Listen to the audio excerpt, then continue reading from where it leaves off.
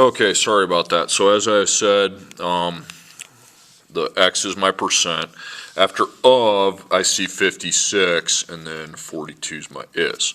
So I didn't give myself very much room. Sorry about that.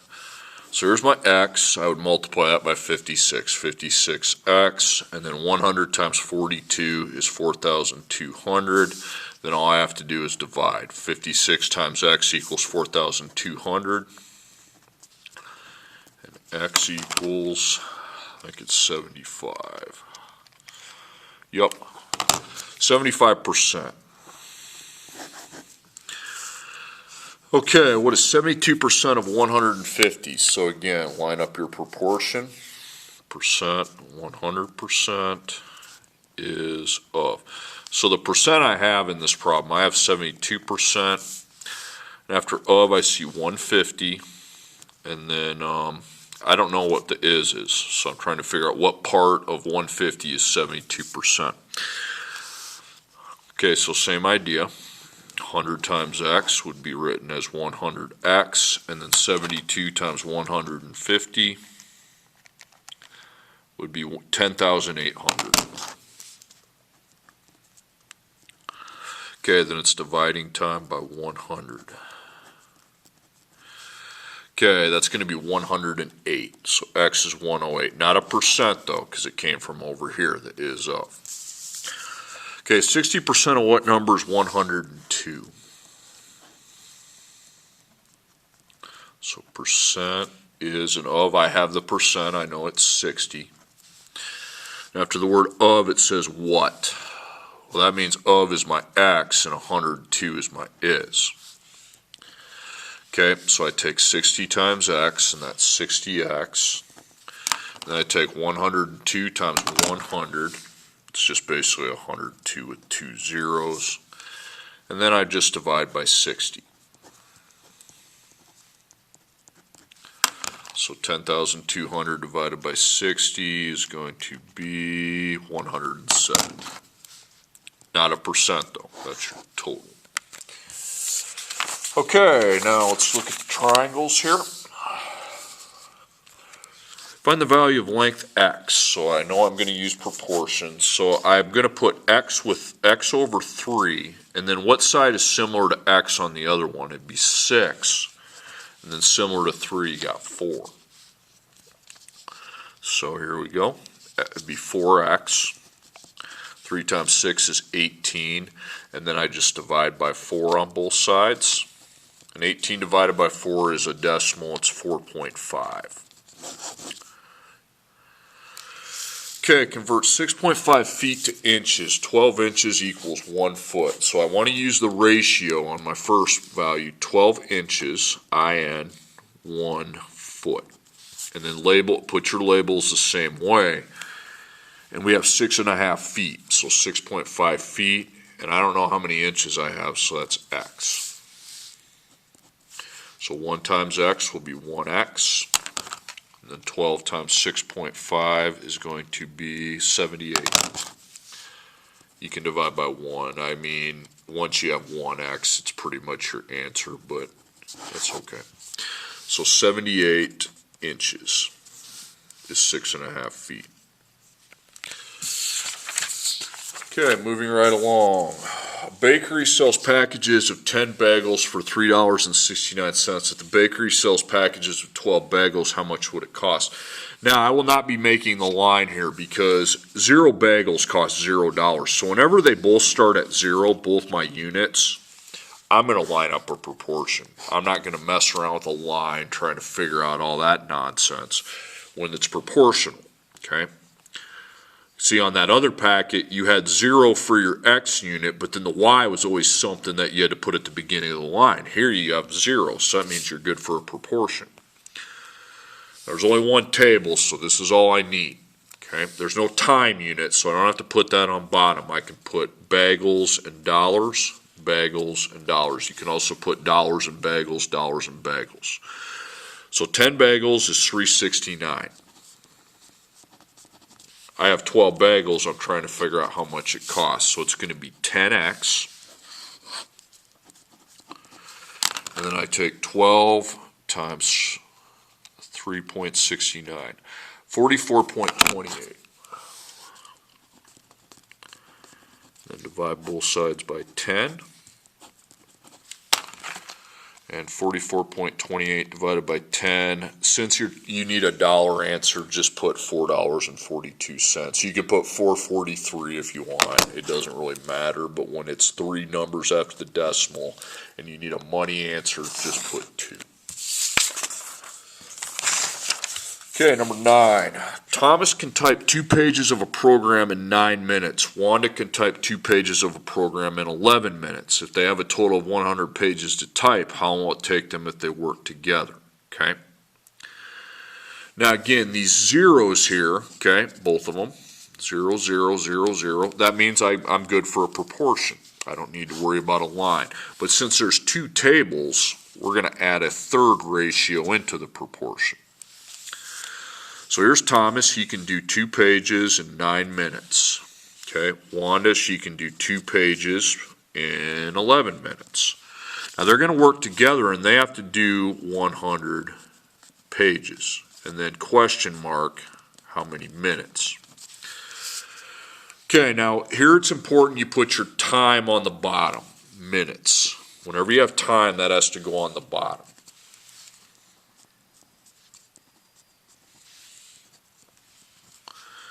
Okay, so 9 minutes, 2 pages, and then 11 minutes, 2 pages. And then we have 100 pages, and I don't know how many minutes. So first, over here, I know I got 100 over x, pages, minutes. Over here, I need to add those two, okay? I need to add the two fractions, 2 ninths plus 2 11ths, 40 over 99. So they can do 40 pages in 99 minutes. Now I'm good to cross multiply and divide. I'm going to have 40x. Then I need to take 100 times 99. It's going to be 9,900. And then divide by 40. So 9,900 divided by 40 is going to be 247.5. That's our answer. Again, I'm going to reiterate, when you look at those tables and you see 2 zeros from the get-go, I mean, fill in the rest of them. Like on this back one, I would have put 10, 369, and then 12, and then x, okay? But that means you're going to ratios. You're not going to draw the line because there's nothing to put at the beginning. There's just a 0, which would make the line pointless. Okay, fractions and percent word problems. 3/4 of the people in town voted in the town election. If 120 people voted, how many people live in this town? So 3/4 is my fraction. Now remember to label these, okay? On a fraction, the bottom's your total, and the 3 is the part that I have circled. Voted in town election. You can put whatever you want, but that's what those mean, okay? So here it's the same thing, the actual number total and the actual number that voted in the town election. Now it clearly says 120 people voted, okay? So that goes here. Then I don't know my total. So I'd be taking x times 3, 3x. 4 times 120 is 480, and then I can just go ahead and divide by 3, and that is going to be 160. So you have 160 total, 120 voted, that accounts for 3/4. Okay, in a survey, 60% of students prefer bagels to donuts. 120 students were surveyed. How many prefer bagels? So this time it's a percent, but a percent can be written as a fraction, 60, just with 100 on the bottom. But it's still the same label system, total. And then the part is that those that prefer bagels. So over here, total, prefer bagels. Now where would that 120 go? Well, I can't put it here because it doesn't say they preferred bagels, so that's got to be my total. And it says how many preferred bagels. So X is what I'm trying to figure out. So 100 times x is 100x. And then 60 times 120, 7,200. Divide by 100. So 7,200 divided by 100 is going to be 72. So you have 72 that prefer bagels, 120 total. That's 60%. Okay, number 12. A tennis racket normally, this was the only one you missed on the last test. Okay, a tennis racket normally costs $65. A tennis racket is on sale for 20% off. What's the price of a tennis racket after it's marked off?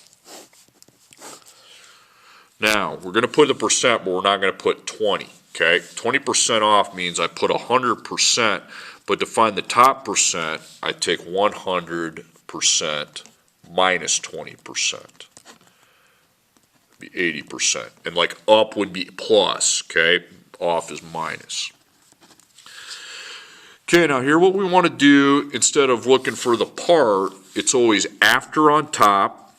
The non-100% is after, and the 100% is always before. So after, before. Okay, so I have to find the after, that's why it's circled. So the before then was $65. And then I just do my thing. 100 times x is 100x.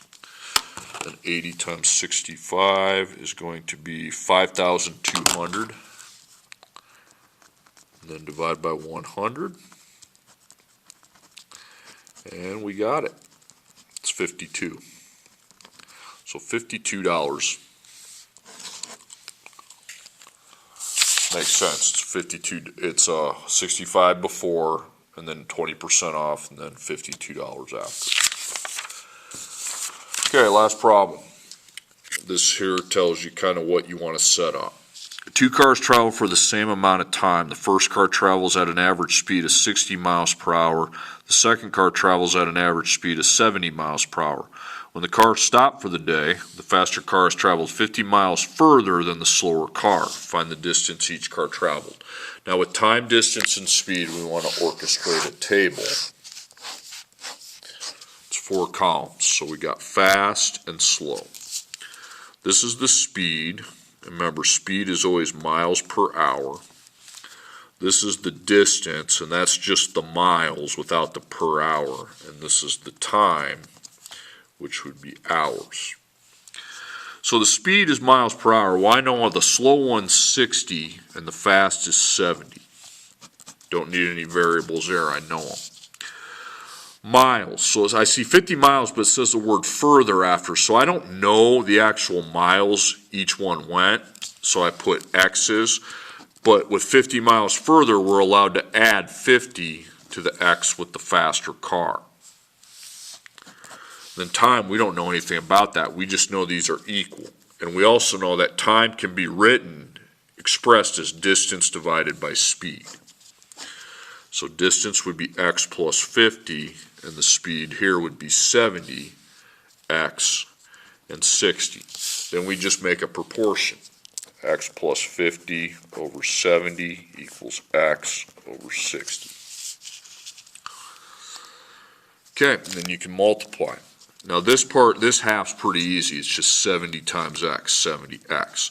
But this, you got an X, but then you got a 50. So you need to write out the solo number twice, and you're going to multiply it by 1X, and then you're going to multiply it by 50. So that gives you 60X, and then 60 times 50 is 3,000. So on this side, I write 60X plus 3,000. Now you got X's on opposite sides. So mark your smaller one, put that underneath each side of the X, and to get rid of 60, you would subtract it. By the way, if that 60 on top was negative, I'd add it. Okay, so I get 10X, and then 3,000, and then I divide. Because the only thing happening to X anymore is it's being times by 10. So 3,000 divided by 10 is 300.